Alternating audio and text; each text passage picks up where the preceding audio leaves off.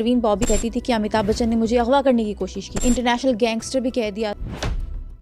दोस्तों इमेजिन कीजिए एक ऐसी लड़की को जो उस दौर में जीन्स पहनकर खुले बालों के साथ बॉलीवुड में एंट्री लेती है, जब एक्ट्रेसेस सिर्फ साड़ियों में दिखा करती थी। जिस दौर में हिंदुस्तान की हर औरत शलवार कमीज या घाघरा चोली में होती थी, उस दौर में इसने जीन और स्कर्ट पहनी और सरेआम सिगरेट पीती थी।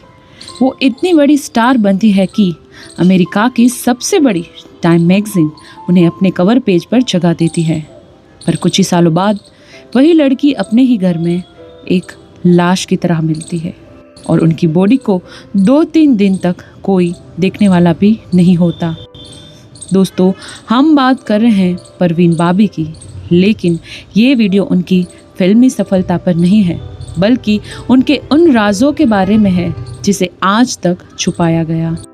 क्या उन्हें सच में कोई दिमागी बीमारी थी या फिर उन्हें इस हाल तक पहुंचाने के पीछे बॉलीवुड का ही कुछ बड़े लोगों का हाथ था? आज इस वीडियो में हम परवीन बाबी की जिंदगी के उन पन्नों को पलटने वाले हैं जिसके बारे में बात करने से पूरा बॉलीवुड आज भी डरता है।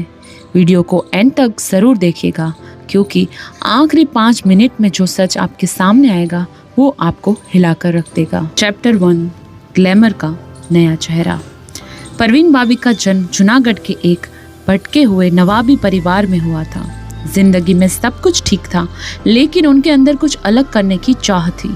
जब वो अहमदाबाद के सेंट सेवियर कॉलेज में पढ़ रही थी, तभी उन पर नजर पड़ी मशहूर फिल्म मेकर PR इशारा की और वहां से उनका नसीब बदल गया। मैं अहमदाबाद में किसी फिल्म की शूटिंग कर रहा था। उस वक्त परवीन बाबी शूटिंग देखने आई थी।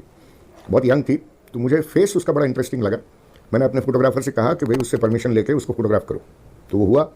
और जब फोटोग्राफ बन के मेरे सामने आए तो I found a very interesting face. तो मैं उससे मिला और मैंने उससे पूछा कि फिल्म में काम करोगी? तो उसने कहा कि कहानी पसंद आएगी तो करूँगी। तो ये बात मुझे बहुत अच्छी लगी। मैंने कहा एक न्यू कमर है, रॉ है बिल्कुल, और वो ये कह रही है कि कहानी अच्छी लगी तो करूँगी, तो मतलब इसमें कॉन्फिडेंस होगा डेफिनेटली। 1970s का वो दौर ऐसा था जहां हीरोइन का मतलब होता था जो हमेशा रोती रहे, संस्कारी हो और जिसे सिर्फ शादी ब्याह के ताना बाना में दिखाया जाए। परवीन बाबी ने आकर इस पूरे माइंडसेट को बदल दिया। उन्होंने स्क्रीन पर सिगरेट पी, बोल्ड कपड़े पहने और बिंदास तरीके से अपनी जिंदगी को जिया। वो उस दौर की पहली मॉडर्न इंडियन वुमेन बनकर उभरी।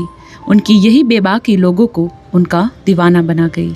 अमिताभ बच्चन के साथ उनकी जोड़ी ऐसी हिट हुई कि फिल्म दीवार, अमर अकबर एंथनी और शान ने उन्हें टॉप पर पहुंचा दिया। Chapter 2, the dark face. प्यार, धोखा और अकेलापन। कहते हैं ना कि शोहरत के पीछे हमेशा एक अंधेरा छुपा होता है। परवीन बाबी की जिंदगी में भी वही हुआ। उन्हें सब कुछ मिला सिवाय सच्चाई के, प्यार के।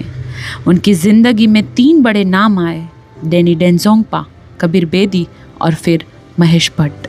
हर रिश्ते में उन्होंने अपना सब कुछ दान पर लगा दिया, लेकिन बदले में उन्हें सिर्फ धोखा और अकेलापन मिला। कबीर बेदी के प्यार में वो इतनी पागल थी कि उनके इंटरनेशनल करियर के लिए उन्होंने अपना खुद का चमकता हुआ करियर छोड़ दिया और उनके साथ चली गई।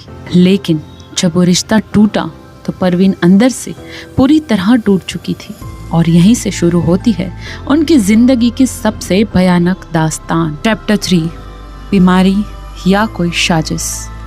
जब परवीन बाबी की जिंदगी में महेश भट्ट की एंट्री हुई, तब तक परवीन की दिमागी हालत खराब होने लगी थी। उन्हें एक बीमारी ने घेर लिया था जिसे पैरानॉइड सिजोफ्रेनिया कहते हैं। इस बीमारी में इंसान को लगता है कि हर कोई उसकी जान लेना चाहता है। महेश भट्ट ने अपनी किताबों और फिल्मों में बताया है कि कैसे एक रात परवीन हाथ में चाकू लेकर उनके पीछे भागी थी। उन्हें लगने लगा था कि उनकी कार में बॉम्ब है, उनके खाने में जहर मिलाया जा रहा है। और सबसे हैरानी की बात, उन्होंने अमिताभ बच्चन, प्रिंस चार्ल्स और US के प्रेसिडेंट तक पर यह आरोप लगा दिया कि वो उन्हें मारने की साजिश रच रहे हैं। लेकिन यहाँ पर एक सबसे बड़ा सवाल खड़ा होता है, क्या ये सच में सिर्फ एक बीमारी थी या फिर उनके पास इंडस्ट्री के कुछ ऐसे राज थे जिसकी वजह से उन्हें जानबूझकर दिमागी मरीज घोषित कर दिया गया था ताकि उनकी बात पर कोई भरोसा ना करे। Chapter 4, the sudden disappearance. 1983 में जब वो टॉप पर आई थी, उनकी फिल्म रज़िया सुल्तान आने वाली थी। तभी एक दिन परवीन बाबी अचानक बिना किसी को बताए इंडिया छोड़कर चली गई। पूरी इंडस्ट्री सन्नाटे में थी। किसी को नहीं पता था कि वो कहाँ है। कोई कह रहा था कि वो अमेरिका में अपना इलाज करा रही हैं, तो कोई कह रहा था कि उन्हें किडनैप कर लिया गया है। लगभग 6 साल बाद जब वो 1989 में वापस इंडिया लौटी तो उन्हें पहचानना मुश्किल ही नहीं नामुमकिन था।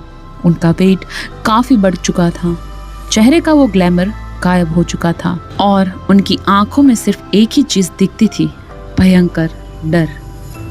उन्होंने आते ही मीडिया के सामने बड़े बड़े दावे किए, कोर्ट में केसेस फाइल किए, लेकिन उनकी हालत देखकर सब ने उन्हें पागल कहकर उनका मजाक उड़ाया।